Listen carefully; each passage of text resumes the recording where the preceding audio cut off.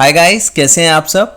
दोस्तों, जैसा कि आप सभी को मालूम होगा कि राम मंदिर बनने की तैयारियां शुरू हो चुकी हैं और अब कुछ ही वक्त में भव्य राम मंदिर बनकर तैयार हो जाएगा। पिछले कई सालों की कोर्ट की लड़ाई के बाद मंदिर निर्माण की ये तारीख आई और जैसा कि हम जानते हैं कि कोर्ट में राम मंदिर की जगह को लेकर हिंदू और मुस्लिम पक्ष में विवाद रहा है, पर कोर्ट के फैसले और आदेश के बाद राम जन्म स्थान का अधिकार हिंदू पक्ष को दिया गया और कोर्ट के इस फैसले को सभी ने स्वीकार भी किया।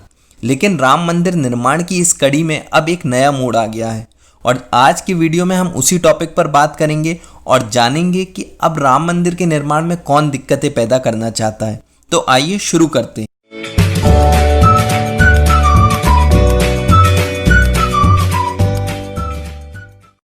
तो दोस्तों, कुछ दिन पहले राम मंदिर निर्माण के लिए मंदिर की खुदाई का काम शुरू हुआ, जिसमें प्राचीन काल के कुछ खंबे, मूर्तियों आदियों के अवशेष मिले। ये अवशेष कितने पुराने हैं अभी इसका मालूम नहीं है, पर इनकी स्थिति को देखकर ये काफ़ी प्राचीन लगते हैं। इन अवशेषों के निकलते ही पूर्व में भी राम मंदिर इसी स्थान पर होने के सबूत और पक्के हो गए। लेकिन हमारे देश के सेक्युलर लिबरल किसी बात को इतनी आसानी से मान लें, ये कैसे हो सकता है। इन सबूतों के निकलने के बाद भी हमारे so called secular liberal gang ने इसे साजिश ही बताया और पहले तो ये कहा कि ये सब अवशेष बाद में रखे गए हैं, मतलब कि हिंदुत्ववादी संगठनों ने प्लांट किए हैं। लेकिन जब उन्हें समझ आया कि लोग अब इन बातों को नहीं मानेंगे, तो हमारे लेफ्ट लिबरल सूडो सेक्युलर ने एक ऐसी हेट स्टोरी नरेट की जिसमें कि राम मंदिर फिर से विवादों में आ जाए। पहले तो जब राम मंदिर का विवाद हिंदू और मुस्लिमों के बीच था, तब रोमिला थापर और इरफान हबीब जैसे कुछ लेफ्ट हिस्टोरियंस ने राम जन्मभूमि को बाबरी मस्जिद बताया था। पर जब कोर्ट ने फैसला मंदिर के पक्ष में दे दिया तो इनके मंसूबे फेल हो गए। लेकिन अब जब राम मंदिर की खुदाई में प्राचीन मूर्तियां, खंबे आदि निकले, तो इन सूडो सेकुलर को एक नई जान मिल गई। जिन लिबरल्स को 50 सालों तक राम जन्मभूमि एक मस्जिद लग रही थी, अब खुदाई में अवशेष निकलने के बाद उन्हें अचानक से ये जगह बौद्ध स्थान लगने लगा। मतलब अब इन देश विरोधी और कम्युनल लोगों ने एक नया प्लान बनाया और उसे एक नई स्टोरी के साथ पेश किया। जैसा कि हम सभी जानते हैं कि बौद्ध धर्म का जन्म भारत में ही हुआ और ये भी जानते हैं कि बौद्ध धर्म की स्थापना करने वाले गौतम बुद्ध एक क्षत्रिय थे और उन्होंने ही बौद्ध धर्म बनाया, जो कि एक बहुत ही शांति प्रिय धर्म है। बौद्ध धर्म का विस्तार दुनिया में काफ़ी हुआ और थाईलैंड, जापान, तिब्बत, चाइना जैसे कई देशों में ये धर्म मुख्य तौर पर फॉलो किया जाता है। पर भारत में जन्म लेने के बाद भी बौद्ध धर्म भारत में लगभग गायब हो गया और इसकी काफ़ी सारी वजहें जिन पर हम विस्तार से चर्चा कर सकते हैं। लेकिन आज का हमारा टॉपिक दूसरा है, तो हम इस बारे में कभी और किसी दिन बात करेंगे।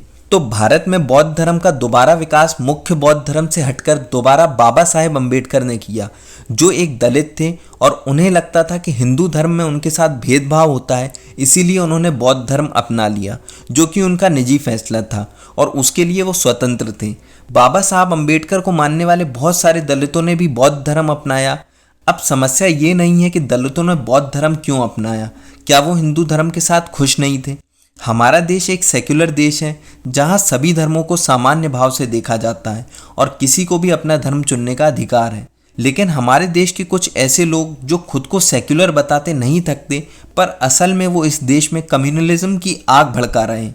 पहले तो कई सालों तक मंदिर स्थान को लेकर मुस्लिमों को हिंदुओं के खिलाफ भड़काते रहे और जब मुस्लिम कोर्ट के फैसले से राजी हो गए तो इन कम्युनिस्ट और लेफ्टिस्ट ने ये आग इस बार बौद्ध धर्म को मानने वाले लोगों में लगाने की कोशिश की और राम मंदिर जन्मभूमि से निकले अवशेषों को बौद्ध स्मृतियां बताना शुरू कर दिया।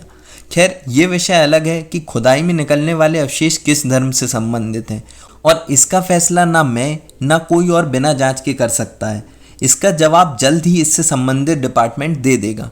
लेकिन जो कम्युनिस्ट रिलीजन इज ओपियम, मतलब धर्म एक अफीम का नशा बोलते नहीं थकते थे, आज वो तो ऐसे धर्मों के बीच तनाव पैदा करना चाहते हैं जो एक ही संप्रदाय से निकले हैं। इसी कड़ी में सीपीआईएम की लीडर सुभाषिनी अली और मृणाल पांडे ने एक झूठी खबर फैलाई और कहा कि सुप्रीम कोर्ट ने अयोध्या विवाद में बौद्धों का दावा स्वीकार किया, जबकि ये खबर 2018 की थी और सुप्रीम कोर्ट ने उस मामले को डिसमिस कर दिया था। ऐसे ही अलग अलग तरह के प्रोपोगेंडे कई लेफ्टिस्ट, कम्युनिस्ट और स्यूडो सेकुलर ने फैलाए और कुछ लोगों ने इसका जवाब भी उन्हें दिया। कम्युनिस्ट अब इस देश के टुकड़े कराने के लिए बौद्ध धर्म का इस्तेमाल करना चाहते हैं, क्योंकि उन्हें लगता है कि भारत में दूसरे चरण में बौद्ध धर्म का विकास दलितों के बौद्ध धर्म अपनाने से हुआ और वो दलित हिंदुओं से नफरत करेंगे। हमारे देश के ये लेफ्ट हिस्टोरियंस इतने हिपोक्रेट हैं कि इन्हें किसी भी धर्म पर अत्याचार हिंदू ही करते दिखाई देते हैं।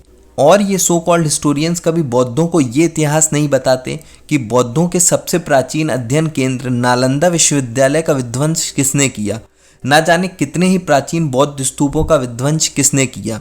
इन सूडो सेक्युलर लोगों का नैरेटिव और थ्योरीज अपनी सहूलियतों के अनुसार बदलती रहती हैं। 2-3 साल पहले जब म्यांमार में बुद्धिस्ट मॉन्क असिन विराथू ने अपने देश और धर्म की रक्षा के लिए मुस्लिमों को देश से निकाल दिया था, तब बौद्ध धर्म इनको बुरा लग रहा था। और आज जब गिलगिट बल्टिस्तान में सदियों पुरानी बौद्ध की प्रतिमाओं पर पाकिस्तान और ISIS के जिहादियों ने अपने झंडे पेंट कर दिए और मूर्तियों पर अपने लेख लिख दिए, तब इन सूडो सेक्युलर लोगों के मुंह में फेविकोल भर गया है और इनके मुंह से शब्द नहीं निकल रहे हैं। तो हमारे देश के भी उन लोगों को समझना चाहिए कि वो इस किस्म के हिपोक्रेट लोगों की बातों में ना आए और पूरी तरह अपना इतिहास जानकर ही कुछ बोलें और इन जैसे लोगों की साजिश को कामयाब ना होने दें। दोस्तों, आपको मेरा ये वीडियो कैसा लगा कमेंट बॉक्स में अपनी राय ज़रूर दें। वीडियो को लाइक, शेयर और सब्सक्राइब करना ना भूलें। तब तक के लिए stay safe. Thanks for watching.